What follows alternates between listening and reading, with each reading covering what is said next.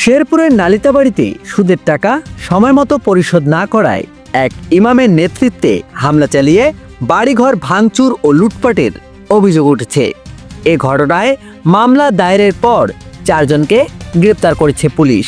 আমার বড় বোন আমাদের বাড়িতে ও লাভে টাকা নিয়েছিল আমার মুন্সির কাছ থেকে। ওইখানে টাকা নেওয়ার পরে ও 1 লাখ টাকা ঋণ টানছে, লাভ টানছে প্রতি মাসে 10,000 করে। লাভ টানার পরে আমার বোনে 50,000 টাকা ওনাকে দিচ্ছে। দেওয়ার পরে এখন আমার বোন আর পারতেছিল না, 3 মাস টাকা জমা গেছে, যার কারণে ওনারা ওই সোহেল রানা ওনাকে সহযোগিতা করে আমার বোনের যত যাবতীয় যেখানে যাচ্ছিল সব লুটপাট করে নিয়ে গেছে। শুক্রবার 10 অক্টোবর দুপুরে গ্রেপ্তারকৃতদের শেরপুর আদালতে পাঠানো হয়। তবে ঘটনার মূল হোতা মসজিদের খতিব আমারুল্লাহ মুন্সি এখনো পলাতক।